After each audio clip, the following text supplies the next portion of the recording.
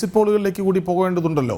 മഹാരാഷ്ട്രയിൽ BJP സഖ്യത്തിന് മേൽക്കൈ എന്ന എക്സിറ്റ് പോൾ ഫലങ്ങൾ മഹാരാഷ്ട്രയിൽ 150 മുതൽ 170 വരെ BJP സഖ്യം നേടുമെന്നാണ് ABP ന്യൂസ് പറയുന്നത്. കോൺഗ്രസ് സഖ്യം 110 മുതൽ 130 വരെ സീറ്റുകളിൽ ഒതുങ്ങുമെന്നും എക്സിറ്റ് പോൾ പ്രവചിക്കുന്നു. 48% വോട്ടുകൾ നേടി BJP സഖ്യം അധികാരത്തിൽ വരുമെന്നും എക്സിറ്റ് പോളുകൾ പറയുന്നു.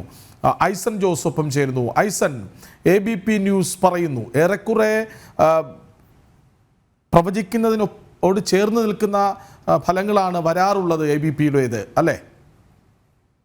തീർച്ചയായും ABPയുടെ ആ ഒരു ന്യൂസ് സർവേ ഫലങ്ങൾ ഇപ്പോൾ നമുക്ക് ലഭ്യമാകുന്ന സൂചനകൾ അനുസരിച്ച് ഇപ്പോൾ ദൃശ്യങ്ങളിലൊക്കെ കാണുന്നത് പോലെ 157 സീറ്റുകൾ എന്ന ഒരു ധാരണയിലേക്ക്, അല്ലെങ്കിൽ BJP സഖ്യത്തിന് അത്തരത്തിൽ സീറ്റുകൾ നേടാനൊരു സാധ്യതയുണ്ട് എന്ന സൂചന തന്നെയാണ് വരുന്നത്. അതുപോലെ തന്നെ കോൺഗ്രസ് നേതൃത്വം നൽകുന്ന, അല്ലെങ്കിൽ ഉദ്ധവ് വിഭാഗം നേതൃത്വം നൽകുന്ന ആ വിഭാഗത്തിനും ഇത്തരത്തിലൊരു സാധ്യതകൾ തന്നെയാണ് നിലനിൽക്കുന്നത് എന്നാണ് ഈ നിലവിലെ വിവരങ്ങൾ അനുസരിച്ച് നമുക്ക് കണക്കുകളിൽ നിന്നും മനസ്സിലാക്കാൻ സാധിക്കുന്നത്. 157 BJP സഖ്യത്തിനും രണ്ടാമത്തെ സഖ്യത്തിന് 146 സീറ്റുകൾ ലഭിക്കും എന്ന ഒരു പ്രവചനമാണ് ഇപ്പോൾ പുറത്തു വരുന്നത്. അതുപോലെ തന്നെ 150 മുതൽ 170 വരെ സീറ്റ് BJPക്ക് ലഭിക്കും എന്ന രീതിയിലുള്ള ചില കണക്കുകളും പുറത്തു വരുന്നുണ്ട്. അത്തരത്തിൽ തുടർച്ചയായി 2 or 3 എക്സിറ്റ് പോളുകളുടെ വിവരങ്ങൾ ഇപ്പോൾ പുറത്തു വരുന്നുണ്ട്. ഈ പ്രധാനമായും എക്സിറ്റ് പോളുകളിലെല്ലാം തന്നെ പറയുന്നത് മഹാരാഷ്ട്രയിൽ BJP സഖ്യം തന്നെ നേതൃത്വത്തിൽ വരും, അല്ലെങ്കിൽ ഭരണത്തിൽ വരും എന്ന ഒരു സൂചന തന്നെയാണ്. നമുക്കറിയാവുന്നതാണ് 258 സീറ്റുകളിലേക്കാണ് മഹാരാഷ്ട്രയിൽ തെരഞ്ഞെടുപ്പ് നടന്നത്. 258 സീറ്റുകളിൽ 157 സീറ്റുകൾ എന്നൊക്കെ പറയുമ്പോൾ മികച്ച ഭൂരിപക്ഷത്തിലേക്ക് കാര്യങ്ങൾ പോകുന്നു എന്ന് തന്നെയാണ്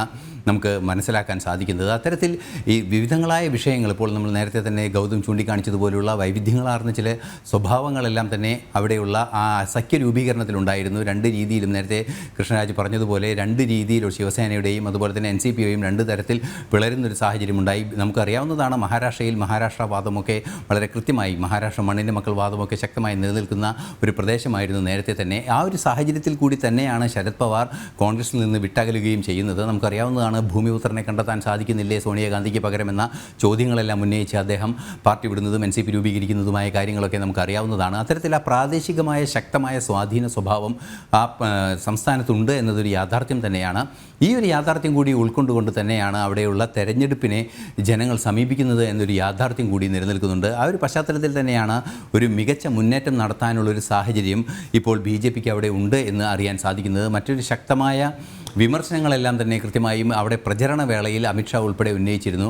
ബാലാസാഹേബ് താക്കറെയുടെ ആശയങ്ങളെ ഒറ്റിക്കൊടുത്തുകൊണ്ടാണ് കോൺഗ്രസിനൊപ്പം ചേർന്ന് ശിവസേന വിഭാഗം നിൽക്കുന്നത് എന്ന രീതിയിലുള്ള കൃത്യമായ ആശയങ്ങൾ, അതായത് BJPയുമായി ചേർന്ന് നിൽക്കുന്ന ശിവസേന വിഭാഗമാണ് യഥാർത്ഥത്തിൽ ശിവസേന എന്ന് കൃത്യമായി വസ്തുതാപരമായി സ്ഥാപിക്കാനൊരു നീക്കം, അല്ലെങ്കിൽ വസ്തുതാപരമായി സ്ഥാപിക്കാനുള്ള ഒരു പ്രചരണ തന്ത്രം തന്നെ വളരെ കൃത്യമായി BJP മുന്നോട്ട് വയ്ക്കുകയും ചെയ്തിരുന്നു. ഒരു എക്സ്റ്റൻസീവായ ഒരു പ്രചരണ പരിപാടി മഹാരാഷ്ട്രയിൽ BJP മുന്നോട്ട് വെച്ചിരുന്നു.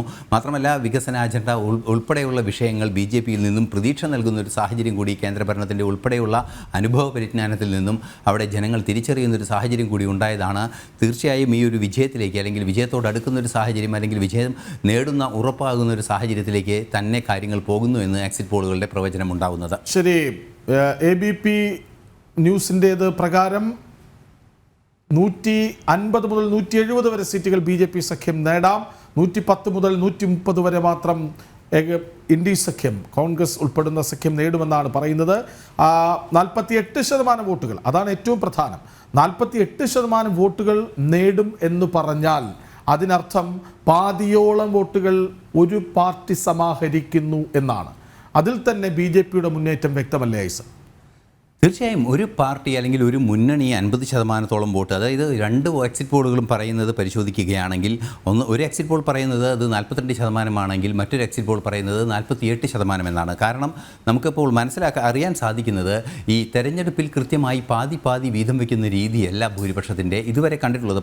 ചില മണ്ഡലങ്ങളിലെങ്കിലും 50%-ലേറെ വോട്ട് നേടുന്ന സാഹചര്യം പലയിടങ്ങളിലും നമുക്ക് കാണാൻ സാധിക്കുമെങ്കിൽ കൂടി കൃത്യമായൊരു വിഭജനം, അതായത് ഒരു 80% 78% വോട്ടുകളുടെ വിഭജനമാണ് പ്രധാനമായും 1-2 സ്ഥാനങ്ങളിലേക്ക് നടക്കുക. പിന്നീട് അപ്രസക്തമായത് എന്ന് തന്നെ പറയാവുന്ന രീതിയിലുള്ള ഒരു ഭൂരിപക്ഷത്തിൻ്റെ എണ്ണമായിരിക്കും ഉണ്ടാവുക. അതാണ് ഇന്ത്യയുടെ പൊതു തെരഞ്ഞെടുപ്പിൻ്റെ ഒരു അടിസ്ഥാന സ്വഭാവമായി കാണാൻ സാധിക്കുന്നത്. ആ രീതിയിൽ പരിശോധിക്കുമ്പോൾ ഈ 42-ഉം 48-ഉം രണ്ടും 2 എക്സിറ്റ് പോളുകൾ 2% കാണിക്കുന്നത്. അതിൽ 48 എന്നത് പരിഗണിക്കുന്നതിന് മുൻപായി 42 തന്നെ പരിഗണിക്കുകയാണെങ്കിൽ കൂടി വലിയൊരു ഭൂരിപക്ഷത്തിലേക്ക് കാര്യങ്ങൾ പോകുന്നു. അതായത് 38-40% തന്നെ വലിയ ഭൂരിപക്ഷത്തിലേക്ക് വലിയൊരു 42 തന്നെ വിഭജിക്കപ്പെടുകയാണല്ലോ.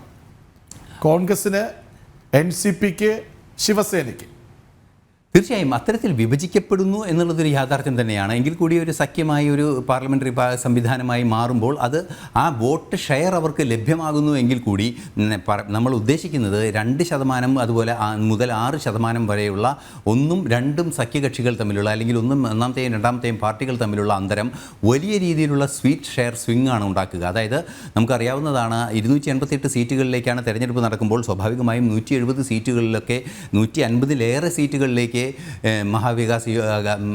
മഹായുതി എത്തിപ്പെടും എന്ന ഒരു സാഹചര്യം ഉണ്ടാകുമ്പോൾ തീർച്ചയായും അതിൽ വായിച്ചെടുക്കേണ്ട ഒരു സാധ്യതയുണ്ട്. വായിച്ചെടുക്കേണ്ട കൃത്യമായൊരു സാധ്യത നിലനിൽക്കുന്നത് ഇത്തരത്തിൽ വലിയൊരു ശതമാനം വോട്ട് അല്ലെങ്കിൽ 50%-ന് താഴെ വോട്ട് ലഭിക്കുമ്പോൾ വലിയ രീതിയിലുള്ള സീറ്റുകളുടെ എണ്ണത്തിൽ വലിയ രീതിയിലുള്ള വർധനമുണ്ടാകുന്നു. വളരെ ക്ലിയർ മെജോറിറ്റിയിലേക്ക് കാര്യങ്ങൾ പോകുന്നു, അല്ലെങ്കിൽ ഹൈലി കംഫർട്ടബിൾ മെജോറിറ്റിയിലേക്ക് കാര്യങ്ങൾ പോകുമെന്ന് തന്നെയാണ് ഈ 42 മുതൽ 40%-ലേറെയുള്ള എല്ലാ കണക്കുകളും, അതായത് 40%-ലേറെ വോട്ട് ഷെയർ വരുന്ന എല്ലാ കണക്കുകളിലും സൂചനകൾ ലഭിക്കുന്നത് അത്തരത്തിലാണ്. അതുകൊണ്ട് തന്നെ ഈ വിജയത്തിൻ്റെ കാര്യം പരിശോധിക്കുകയാണെങ്കിൽ തീർച്ചയായും വലിയൊരു വോട്ട് ഷെയർ തന്നെ ഉണ്ടാകും എന്ന് തന്നെ, വലിയൊരു രീതിയിലുള്ള വിജയം തന്നെ ഉണ്ടാകുമെന്ന് തന്നെയാണ് മനസ്സിലാക്കേണ്ടത്.